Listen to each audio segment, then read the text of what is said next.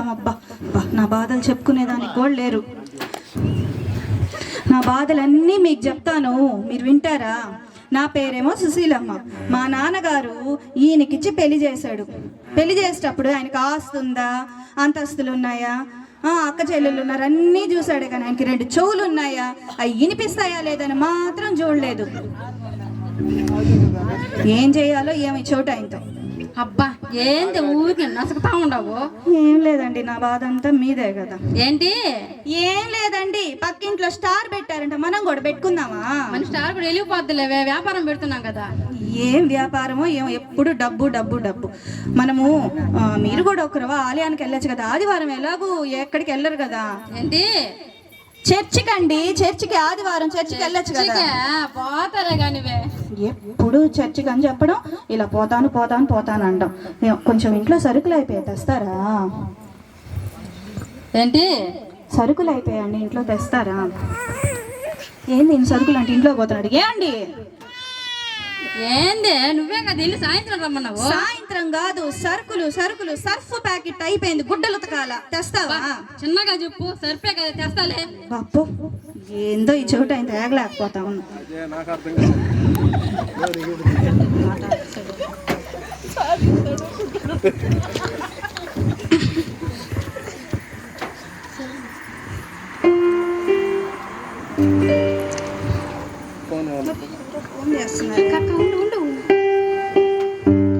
Hello, ఎవరండి?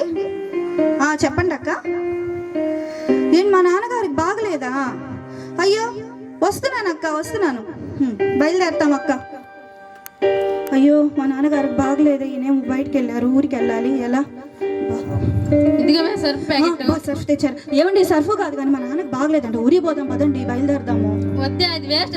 చెత్తకుప్పలు పడే. అయ్యో ఏంటండి చెత్తకుప్పలు పడేయమంటున్నారా? ప్యాంటే నాకు సరిపడదు, అందుకే పడేయమన్నాను. అయ్యో ప్యాంట్ కాదంటే మా నాన్నకు బాగలేదంటే ఊరికి పోదాము. మీ నాన్నగారికి బాగలేదా? సరే పోదాంలే. నేను వెళ్ళి గుడ్డలు చదువుకొని వస్తాను, రెడీ అవ్వండి. సరే సరే. ఇప్పుడు నాన్నగారి ఇంటికి వెళ్ళాలి. నాకు సరిగ్గా వినిపించదు కాబట్టి మామగారికి తెలిస్తే బాగుండదు. అట్టని పాకుంటా ఉంటే పద్ధతి కాదు. మామగారి ఇంటికి పోయే ముందు నేను కొన్ని ప్రశ్నలు వేసుకొని రాసి పెట్టుకుంటే సరిపోతుంది.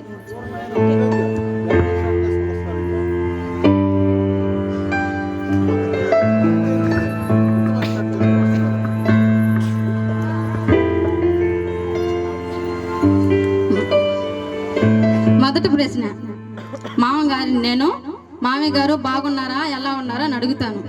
అప్పుడు మామయ్య గారు బాగున్నాను అల్లుడు గారు అని అంటారు. రెండో ప్రశ్న, ఏ మందులు వాడుతున్నారు అని నేను అడుగుతాను. మామయ్య గారు ఏదో డాక్టర్ రాసిచ్చారులే మందులు, మంచి మందులు మింగుతున్నాను అని అంటాడు.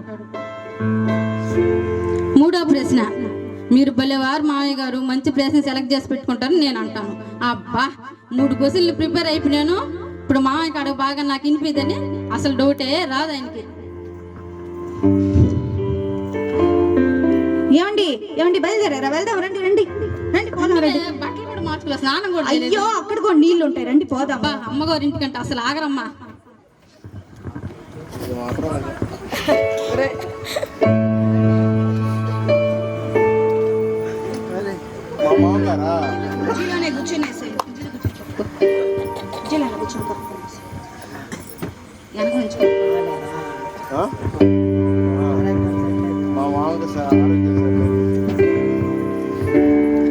అయ్యో నాన్నగారండి, నాన్నగారండి, అప్పుడే చచ్చిపోయారా నాన్నగారండి? నా కొడుకులకి ఎవరండి ఉంగరాలు పెట్టేది? లేయండి నాన్నగారండి, నాన్నగారండి.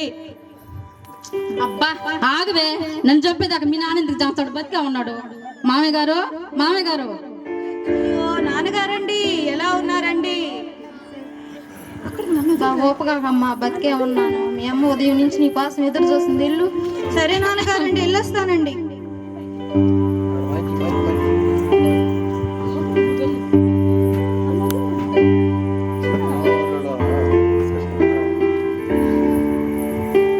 మామయ్య గారు, మామయ్య గారు. బాబు ఎలా ఉన్నారు? ఆరోగ్యం ఎట్టుంది? అస్సలు బాగాలేను బాబు, చచ్చిపోయే పరిస్థితికి వచ్చేసాను.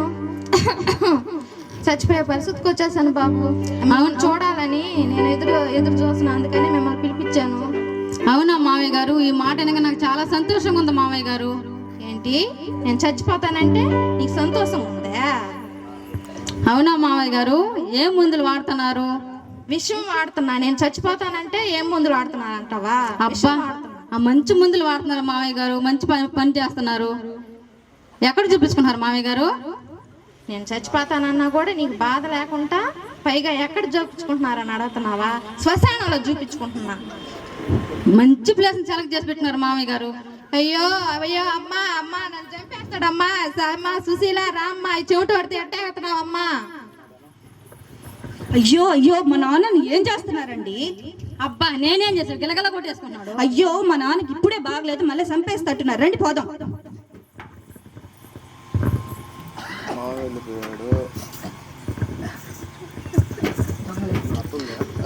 ఏమండి ఏమండి, అక్కడ మన థామస్ లూథరన్ చర్చిలో ప్రీ క్రిస్మస్ జరుగుతుందంట. మీరు ఆలయానికి వెళ్ళేసి రండి. నేనెందుకు సరిగ్గా కనిపించదు, సరిగ్గా వినిపిదు. బాబా వెళ్ళండి, ఒక 3 ముక్కలన్న దేవుని మాట నేర్చుకొని రావచ్చు కదా. అబ్బా వెళ్తాలే, 3 ముక్కలే కదా, నేర్చుకొచ్చేస్తా.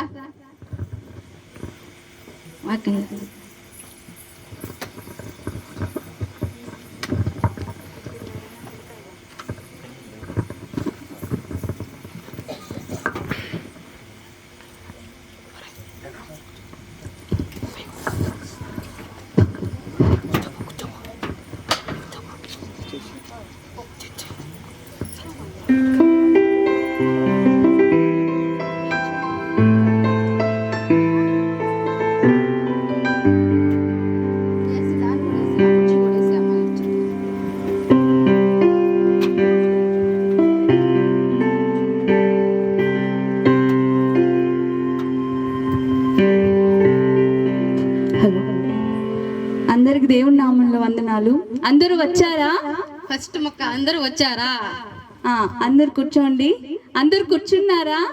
రెండో ముక్క అందరూ కూర్చున్నారా?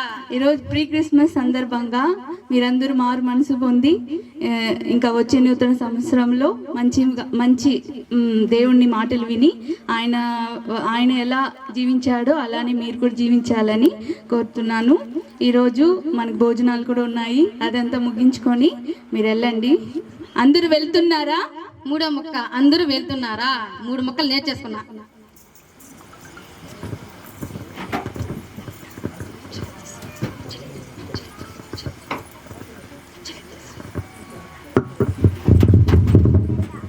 ఏం నేను ఇంకా రాలేదు.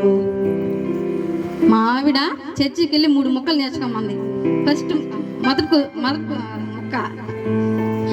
మొదటి ముక్క అందరూ వచ్చారా?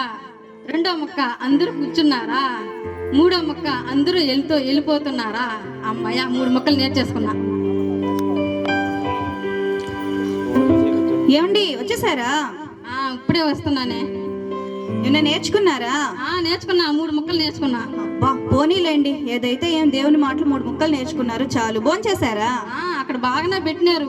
అవునా, నేను కూడా భోంచేశానంటే. అయితే రండి నిద్రపోదాము.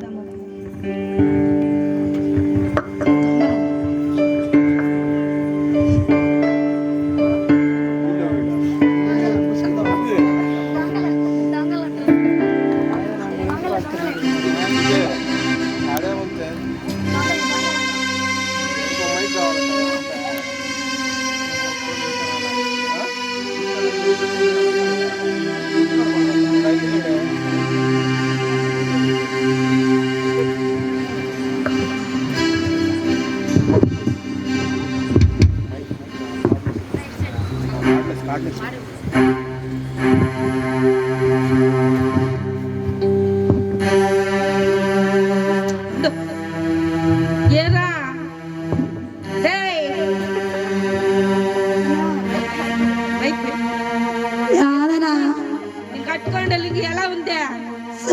చూడకపోయినా అదే దయలేక కదనా రే, దొంగతనానికి బాగుంటదని కొత్తలు కొన్నాను రే. బాలే ఉంది కానీ సరేగానే ఏమేమి అనుకోండావు? ఏం కథ? నాకంతా మత్తు మరుగా ఉందనా. పక్కన పెట్టిరా.